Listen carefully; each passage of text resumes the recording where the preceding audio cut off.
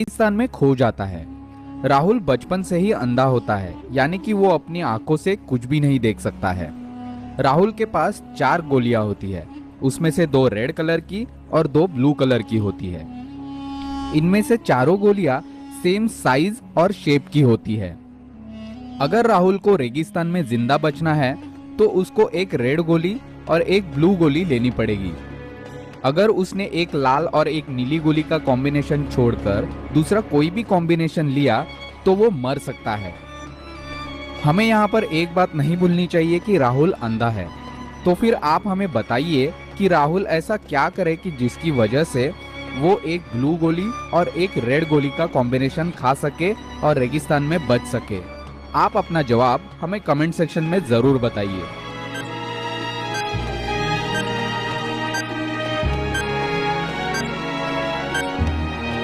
Answer ये है कि राहुल के पास 2 रेड और 2 ब्लू यानी कि कुल मिलाकर 4 गोलियां हैं। तो वो ध्यान से हर एक गोली को आधा तोड़ के उसका आधा आधा टुकड़ा खा सकता है, जिससे वो एक रेड और एक ब्लू गोली का कॉम्बिनेशन खाने में सफल हो सकता है और उसकी वजह से वो रेगिस्तान में मरने से भी बच सकता है। नेक्स्ट पहेली है ये पिक्चर। अगर आप इस पिक्चर को ध्यान से देखेंगे तो आपको पता चलेगा कि 7 लोग अपने हाथों में 7 अलग कलर के बलून पकड़े हुए हैं और इनमें से हर एक बलून की साइज भी अलग है। तो क्या आप हमें बता सकते हैं कि इनमें से कौन सा बलून है जो ऊपर वाली छत से सबसे ज्यादा दूरी पर है?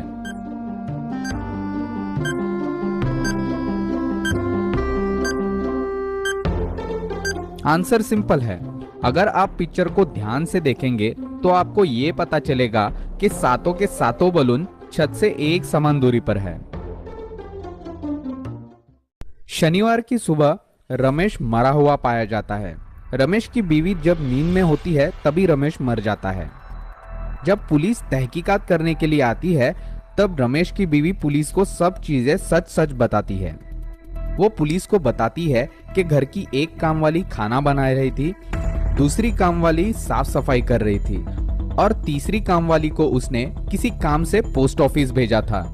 जब ये सब चीजें पुलिस सुनती है तो पुलिस को तुरंत ही खूनी का पता चल जाता है और वो खूनी को अरेस्ट कर लेती है। क्या आप बता सकते हैं कि पुलिस को ऐसी क्या चीज पता चली जिसकी वजह से उन्होंने तुरंत ही खूनी को अरेस्ट कर लिया?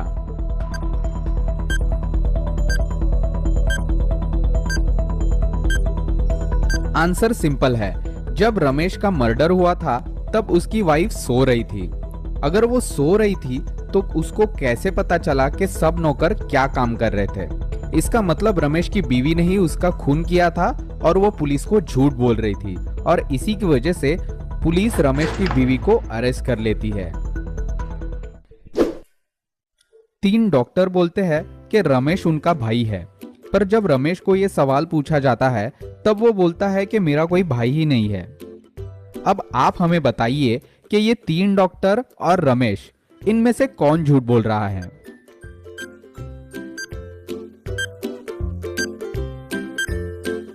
आंसर है कि इनमें से कोई भी झूठ नहीं बोल रहा है।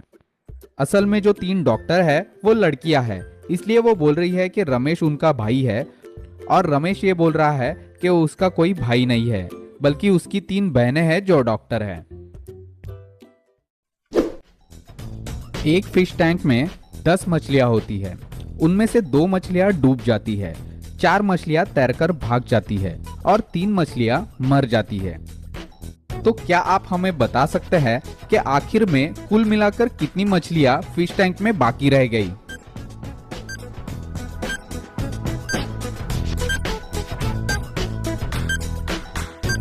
आंसर सिंपल है। फिश टैंक के अंदर होती है 10 मछलियां। उनमें से कितनी भी मछलियां भागने दीजिए या फिर मरने दीजिए, पर वो रहेंगी तो फिश टैंक के अंदर ही ना। इसका मतलब हुआ कि फिश टैंक के अंदर कुल मिलाकर 10 मछलियां बाकी रह जाती है। क्या आप बता सकते हैं कि ऐसी क्या चीज है जिसका गला है पर उसको सिर नहीं?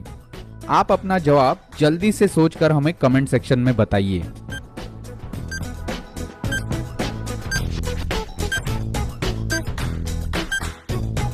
आंसर है बॉटल। बॉटल का गला होता है पर उसको सिर नहीं होता। एक बार 10 मोमबत्तियां जलती रहती है। खिड़की से हवा आने के कारण उनमें से 3 मोमबत्तियां बुझ जाती है। तो आप हमें बताइए कि 10 में से टोटल कितनी मोमबत्तियां आखिर तक बचेंगी।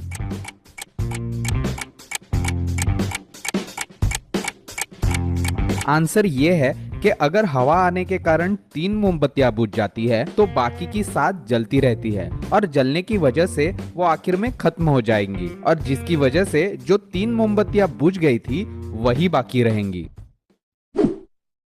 नेक्स्ट पहेली है ये पिक्चर।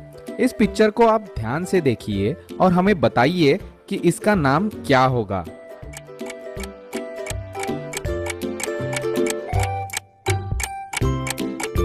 आंसर है ऑरेंज। अगर बीच का आदमी बारिश में खड़ा है तो बारिश को इंग्लिश में रेन कहते हैं और अगर तीनों को हम जोड़ेंगे तो हमें आंसर मिलेगा ऑरेंज। एक बार समीर जॉगिंग के लिए बाहर जाता है। जब वो घर वापस आता है तब वो देखता है कि तिजोरी में से पैसे चोरी हो गए हैं। वो तुरंत ही पुलिस को बुलाता है। पुलिस तहकीकात चालू कर देती है और वो चारों घर के नौकरों से पूछताछ करती है। पहला नौकर जो कि सेक्रेटरी होती है वो बोलती है कि मैं अंदर की रूम में लेटर लिख रही थी।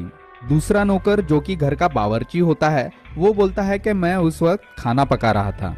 तीसरा नौकर जो कि घर का माली यानी कि गार्डनर होता है वो बोलता है कि मैं गार्डन में गुलाब तोड़ रहा था। और चौथा नौकर बोलता है कि मैं तो पोछा मार रहा था। पुलिस ऑफिसर उन चारों को अपना हाथ दिखाने के लिए बोलता है। उनके हाथ देखकर पुलिस को तुरंत पता चल जाता है कि चोर कौन था और वो उसे अरेस्ट भी कर लेता है। क्या आप हमें इन चारों के हाथ देखकर ये बता सकते हैं कि इनमें से चोरी किसने की है?